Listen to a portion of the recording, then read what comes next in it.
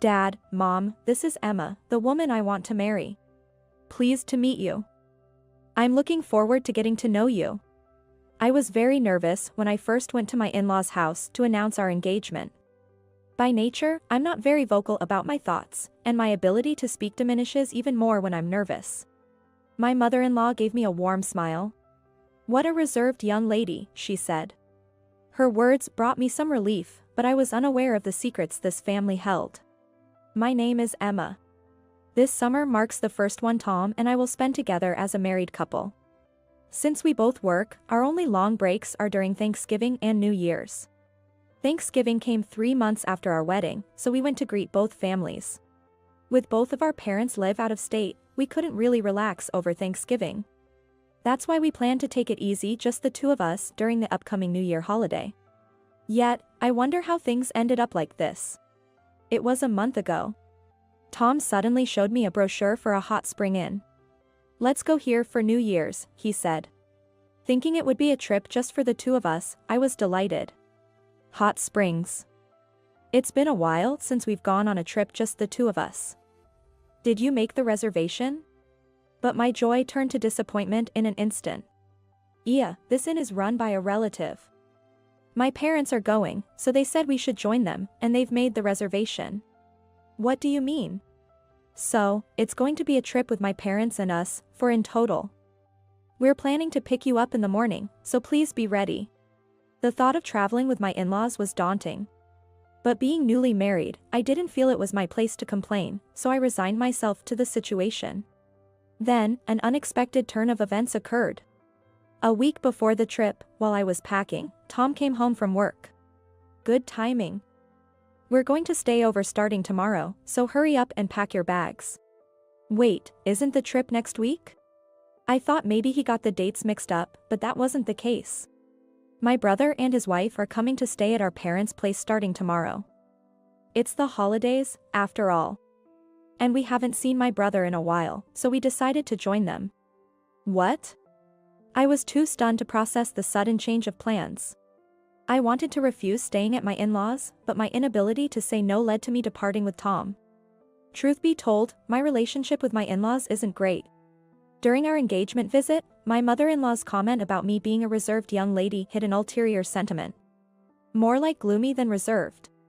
She remarked to Tom in the kitchen, thinking I couldn't hear. When we visited for New Year's greetings, my father-in-law, Bill, was harsh as well. "As a daughter-in-law, you should come earlier and help out around the house," he scolded. All I could do was apologize, and since then, I've been under constant pressure from my in-laws to have children. Which has taken a toll on me mentally. Just the idea of traveling with them was daunting enough, but staying at their house made me want to flee. However, that wasn't an option, and before I knew it, we had arrived at my in-laws' Tom's car. As we opened the front door, my mother-in-law rushed over. "You're late. Emma, come help out in the kitchen." Upon entering the kitchen, I was greeted by an abundance of ingredients. "Please take care of dinner preparations." With that, she went off to the living room.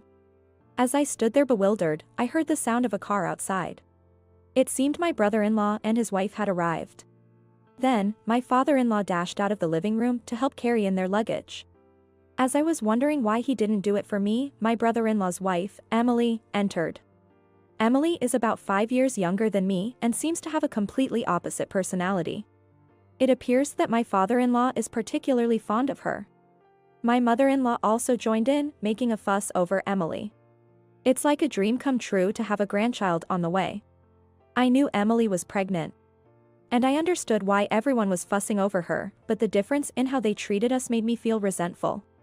Even Tom, my husband, was showering Emily with attention. "Emma, could you get Emily a drink, please? Emma, how's dinner coming along? Could you at least prepare some appetizers first?" It's one thing for my mother-in-law to pile work on me, but why is Tom joining in on making me do all this? The next day, and the day after, it was the same routine, and I ended up crying alone in my bed. Then, on the morning we were supposed to leave for our trip, I was asked to deliver something to a neighbor's house. Despite the rush, it was a short distance away, so I left the house as I was told. I returned in about 15 minutes, but something seemed off. I tried to open the front door, but it was locked. I had been tricked. Of course, the car was gone too. Feeling completely lost, I received a call from my husband. Emily said she's feeling well, so we decided to take her with us. So, Emma, please sit this one out. I had heard that Emily and her husband wouldn't be going on the trip because she was pregnant, but apparently, since she felt well, they decided to take her instead of me. I couldn't tell if this was a sudden decision or if it had been planned all along. Maybe they're trying to push an unwanted wife towards divorce.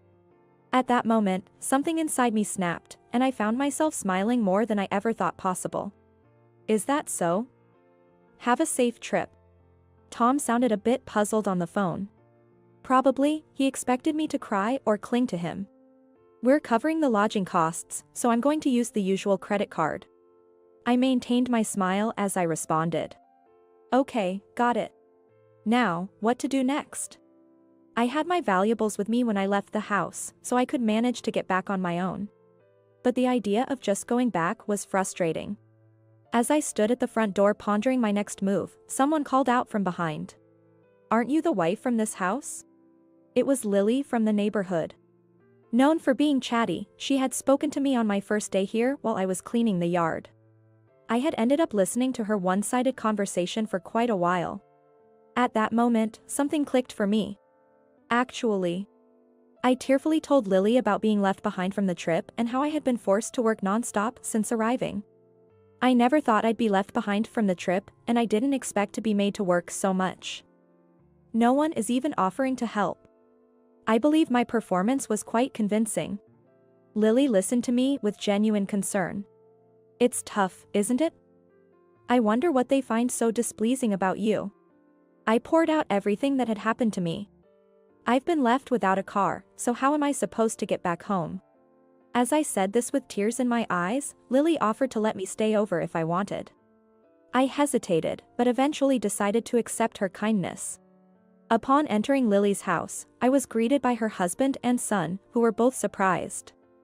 Lily explained the entire situation to them. That's terrible. Please feel free to relax here. Her husband and son welcomed me warmly. After entering the guest room, I immediately made a phone call to a specific number. It was to the credit card company. Tom had never owned a credit card before our marriage, but he started using my family card after we got married. So he would likely use this card to pay for the trip. Tom just wants to look good in front of others. I canceled the card and turned off my cell phone. During my stay at Lily's, I was treated with the utmost care. Whenever I tried to help with anything, I was kindly asked to just sit back and relax. I knew I had to thank them somehow in the future. Lily enjoys interacting with the neighborhood, often engaging in long conversations with anyone who stops by her front door. My story seemed to spread quickly throughout the neighborhood. I wonder what Tom dislikes about such a nice wife. While having dinner that evening, Lily sighed. Then, she started talking about Tom's past. You know, he's always had a bit of a wandering eye, even involved in some two-timing. That's when I learned a shocking truth. What happened to the girl he was supposed to marry before? According to Lily, Tom had been close to marrying someone else, but that person had suddenly disappeared. Hearing about his bad track record with women for the first time, I had a bad feeling. I decided to gather as much information as possible while I was here. I thought about waiting for Tom and his family to return, but I couldn't stand it and decided to go back by bus the next day. By then, I had become the pitiable wife of the neighborhood. Thanks to my convincing act and Lily's local network. After thanking Lily and her family, I decided to look for a detective to investigate Tom. When I turned my cell phone back on at home, I found several voicemail messages. None of which were of concern for me. The card's not working, what's going on? Make sure you clean the house. We're coming back tomorrow, so have dinner and baths ready for everyone. There was no apology whatsoever. But thinking about ending things with him brought a natural smile to my face. Even the voicemails were filled with verbal abuse. This could be evidence for a divorce case. The next day, Tom returned home. His first words were an insult aimed at me. What the hell have you been telling the neighbors about us? Don't mess around. I had no intention of engaging with him seriously, so I decided to play dumb. What are you talking about? People have been telling me all over the neighborhood how pitiful the wife is and how terrible the family is. I haven't said anything, though. Maintaining an oblivious stance, Tom eventually gave up and secluded himself in his room. For the next few days, there was no conversation between Tom and me. Then suddenly, I received a call from my mother-in-law, Emma. "Come here and apologize."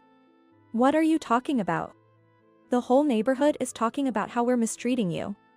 For the first time during our conversation, I couldn't help but smile. "But isn't that the truth?" "What did you say?" "I've only spoken the truth." My mother-in-law fell silent for a moment, and I quickly continued. "By the way, is Bill working late again today?" "He said he was, but what about it?" "I hope it's really overtime." It would be hopeless if both father and son had wandering hearts. "What do you mean by that?" "That's all I know." Goodbye. Actually, I heard from Lily that my father-in-law was having an affair. Lily mentioned that while she was out shopping, she saw my father-in-law arm in arm with an unknown woman, disappearing into the bustling streets in broad daylight.